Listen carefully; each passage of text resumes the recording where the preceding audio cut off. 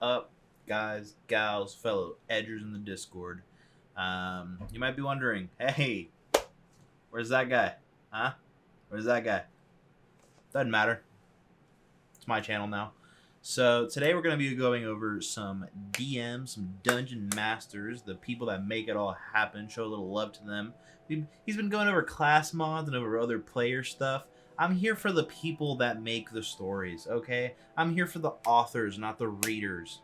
All right. So today we're going to be going a little over some tips and tricks for, Naruto DnD stuff, the new adversary builder that came out, and, kind of things of that nature. So kind of get into it. Basically, starting off with the adversary builder, you're going to want to go to the Naruto 5e Discord. You want to go to link to book, and you're going to find this adversary builder, October 2022. By the time you look at this, it might be updated. And it's basically going to pop up with a README page. More or less, you're going to want to make a copy, or go to File here, and then make a copy. And then once you do that, you can name it just Adversary Builder like I did here. And then that will be your copy that you can edit. Usually I just use this to name it the character, kind of like the main boss of that area or something like that.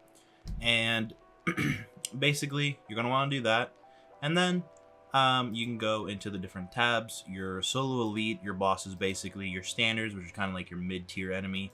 Your minion builder, which is basically your grunts, your guards, things of that nature. Your freeform jutsu builder for your little keke genkais. Your adversary stab engine, which is basically just the numbers that are going to be put onto the page and what numbers basically mean what. So you have your tiers of enemies. The higher the tier, the more difficult. Basically what their attack bonus more or less is going to be, their ability modifiers, things of that nature. Your mission generator sheet. I can go over this one really quickly. I mostly use this one for Ryu, a generic mission that you can flavor text into something better. You can select what rank, the mission tier, and it will basically give you kind of the XP and the Ryu. I mostly use this for Ryu. I don't really use it for XP, but it's a really good tool, especially for those like in-between times of story where they're basically just doing generic quests, or at the beginning when they're doing, D rank missions, C rank missions, things of that nature. Traits are basically what pops up in the adversary builder, and they're just going to be based on role, clan, things of that. Alright, so going through the first one, the solo elite builder, your big bosses, your dungeons, the final enemy. These are, very story defining, character defining enemies, not just your typical soldier or things like that. Excuse me. Basically, you want to know what rank. A good way to base this off of is like, what rank of jutsu do you want them to use? If your players are at a C, you could make them use some B rank jutsu and some A rank jutsu, because at the end of the day, players end up being a lot more powerful than the enemy. You can click here whether you want elite or solo. Your adversary level. For your adversary level, basically what you want to do is have them be, especially for solo or elite builders, have them be a decent amount ahead of your players. You don't want them to be the same level as your players, or else your players are just gonna roll over them. Like it's not even gonna be it's gonna be a walk in the park basically. So for things like this, your role, your caster is going to be your ninjutsu specialist. Your controllers can be your genjutsu. Your strikers can be your taijutsus. Supporter, generalist, things like that. Basically choosing what class you want them to be. For this case, we can go for a controller, kind of a genjutsu specialist. So here you can click kind of what shinobi you want them to use. Some of them have different, passive traits, abilities, things like that.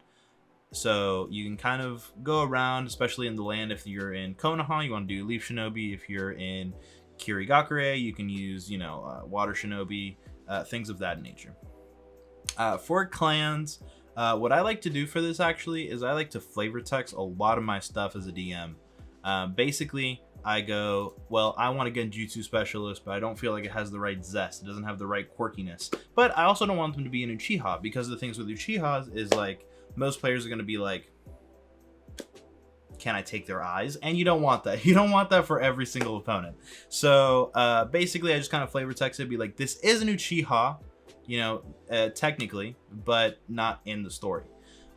So you can do this, like add 1d4 bonus saving throws to genjutsu, and you can do the visual keyword has DC increased by 1 if it's a genjutsu, and you can flavor text that if they're a genjutsu, but you don't necessarily have to make them Uchiha. That's kind of the way I use this clan thing, unless of course it's a very important character that you do want them to have a clan for story reasons, things like that.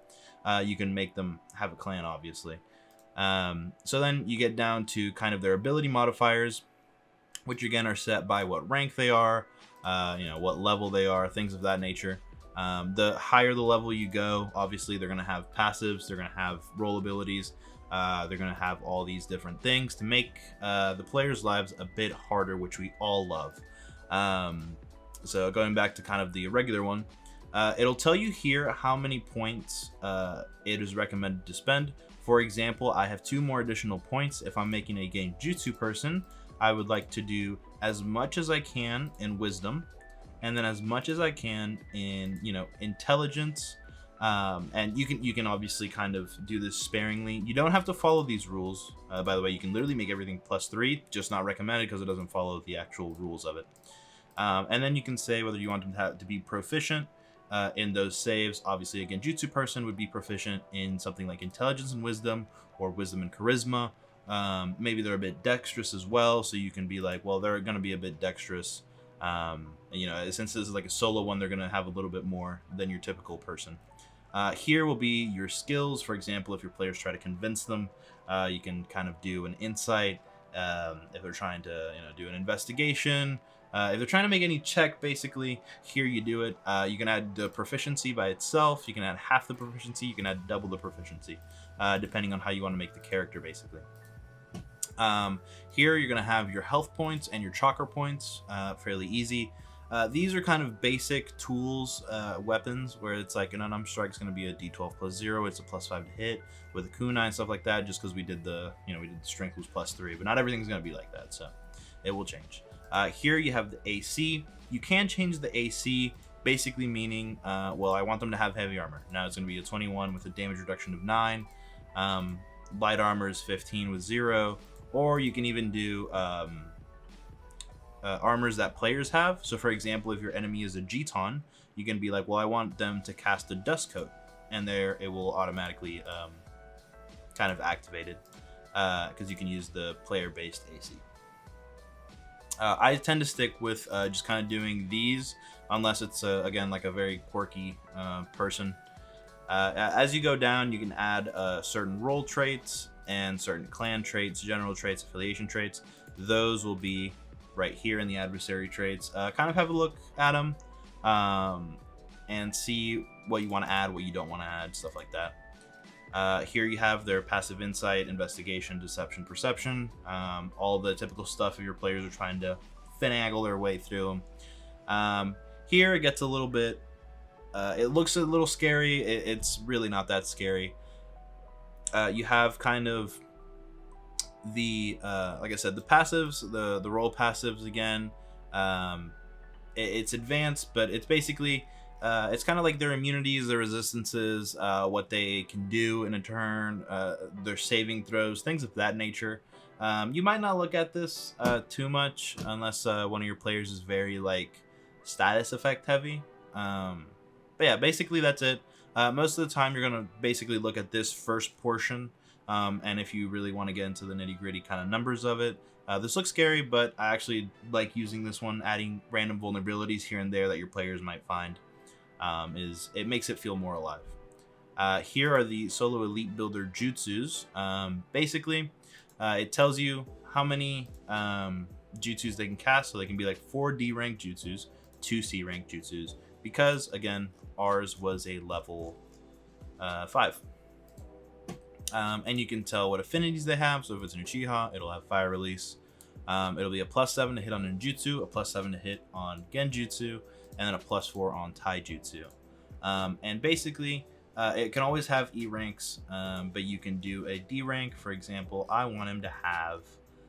So basically, I kind of filled one out really quickly. It is an Uchiha Genjutsu user, so What I kind of like to do is I like to add one of their affinity, right? So Phoenix Fire, really good D rank jutsu. Doubled Pain, you know, which is a really good genjutsu setup. I always like to have at least one reaction or one bonus action, or obviously one of each depending on their difficulty. Like I said, this is kind of like a quick run through. So here, Chakra Shield is usually a good reaction. You can flavor text Chakra Shield for a lot of stuff. Especially if they have an affinity, you can use what affinity you want with the Chakra Shield. So like I said, it's very, I like making the enemies very flavor texty. I don't like going by the exact definition of the jutsu. Again, it makes the characters a lot more alive and a lot more individual, in my opinion, as opposed to just cookie cutter type of enemies. So you will encounter this, and I chose this one specifically for this. Sometimes it won't have the jutsu description, duration, casting time, range, upcast, things like that. It will not have it. You can just go into the book and use that one. Like I said, this is a demo. This is not full progress. It's not, you know, it's not complete. But it is an amazing tool to use for DMs. And it helps with characters a lot. So basically what I do is you can write in this. You can just write here. So basically I will just copy and paste the definition of the jutsu if I want to, or I basically just always have the book open, always have it bookmarked to the jutsus that I know aren't written in here. Then we can move on to your standard builder. The solo elite builder is basically everything. The standard builder is a shortened version. The minion builder is a shortened version of that. So the standard builder is basically kind of what we went through, as in terms of like a B rank. They have a class, they have a clan, they have an affiliation, and they have a role. And they have a level, of course. Here's their speed, proficiency bonus, number of traits, initiative. Obviously, they just won't be amped to the level that they're going to be on the solo and elite builder. Excuse me. They're not going to be amped to the level that they're going to be in the solo elite builder. These are going to have a lot more hit points. These are going to have a lot more chakra points. These are going to be fairly even. They're also, you can add your proficiencies. The proficiencies will be different. Their skills, like I said with the last one, their passive insights are going to be lower. Their traits and things like that. It also doesn't have its own jutsu page. It has kind of this very shortened, very nice to look at jutsu. You can even really use this for elite builders. I would just take kind of the stats from this and then move it over, because they're not going to be one-to-one. At least I don't believe so. Here you can have the resistances, immunities, condition resistance immunities, what rank they have, so you don't choose, or so you don't have to, you know, always write down or anything. You can kind of just be like, well, he has a 1 rank of concussed that is currently active. Pretty easy. The minion builder is an even shorter version of that, and basically it's just boom your jutsus, boom your skills, boom your base combat, boom your HP, and you can use this for multiple minions. So you can be like guard 1, guard 2, guard 3, guard 4, etc.